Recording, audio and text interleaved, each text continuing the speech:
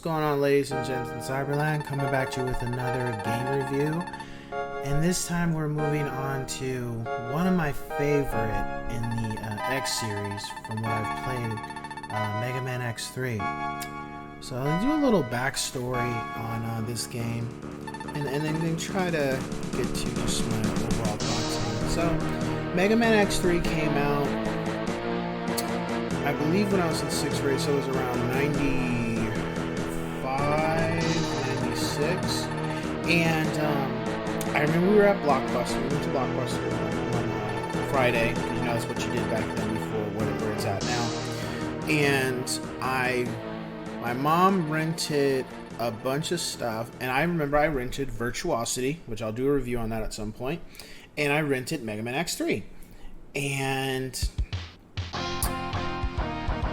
I only had like 2 days to beat it because I had to return it by Sunday.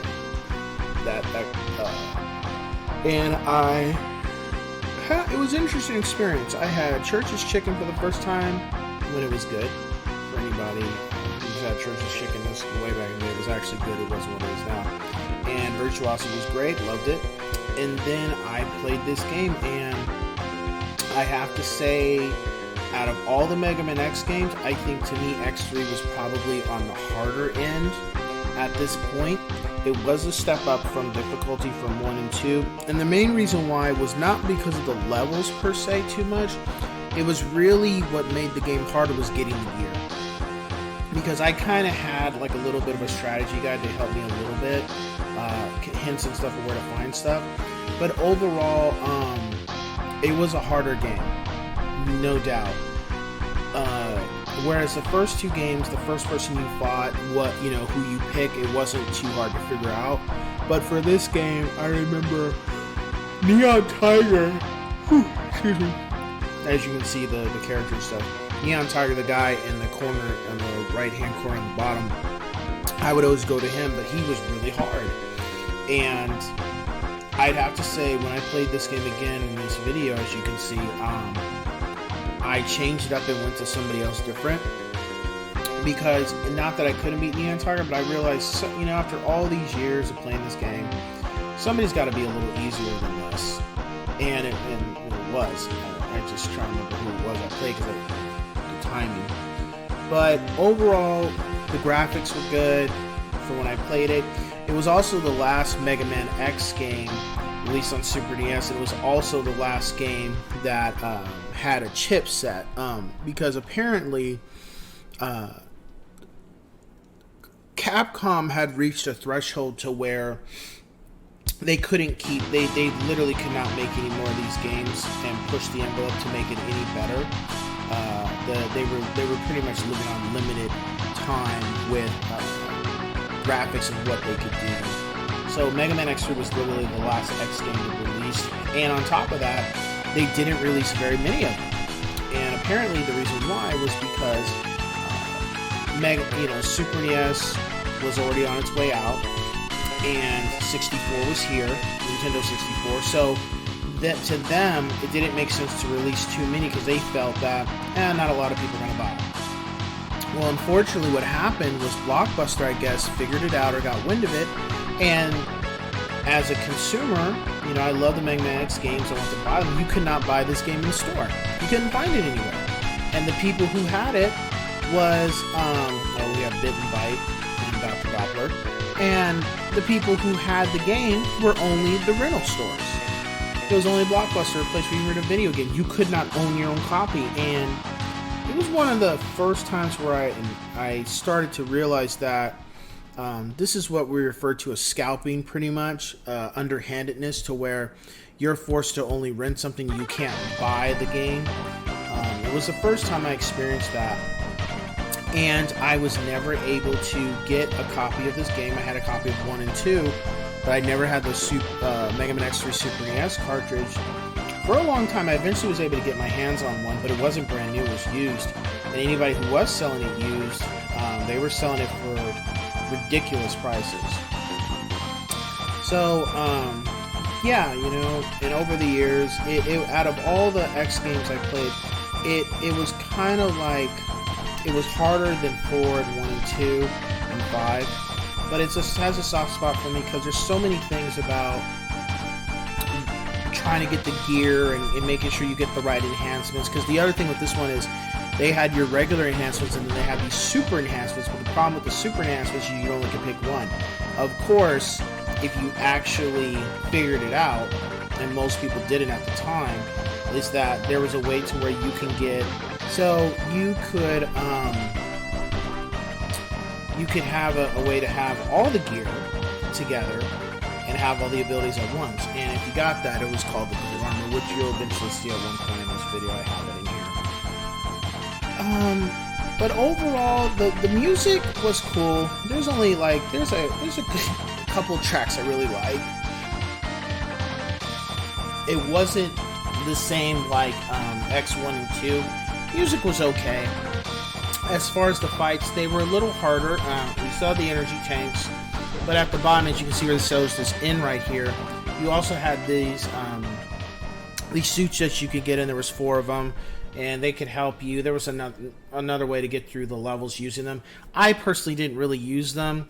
I was able to do my own thing without having to use them. I only used one really when it came to, I think, getting, it was either an energy tank or it was getting another part of my gear, if I remember correctly.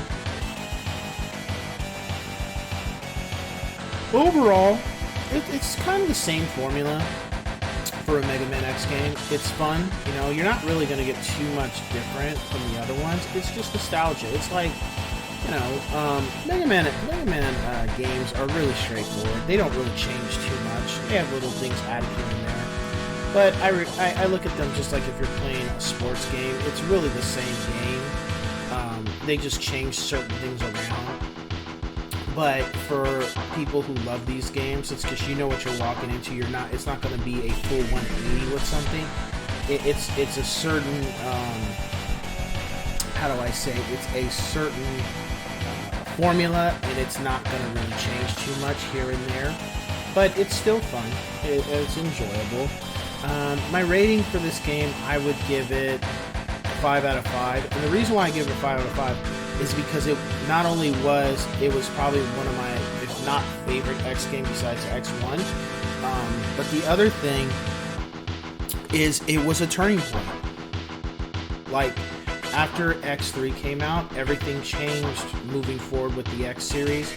And then also the story in here, which is not very much to talk about, but there was already some stuff with Capcom that they were hinting at in regards to what X has to do, why he has to do it, and it kind of opened, like, they already knew.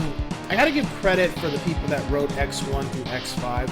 They pretty much had a story, and they kind of had planned it out. And now I have all my gear. So as you can see, this helmet lets you know where stuff is, but I didn't really use it. But the helmet looked cool. As far, they kind of had an idea what they were going to do with the story, where they were moving forward with it, and I at least I can give them credit for that, because Capcom hasn't always been the greatest with the Mega Man stories in regards to being concurrent. Like, how do I say? Like, it was almost like too many people in the pot when it comes to the story. Too many people in the pot, as opposed to other ones, you know? So, one of those things. And then as far as graphics, it's normal, but, you know, again, they were using a chipset and they were finishing up, as we see Dr. Kane.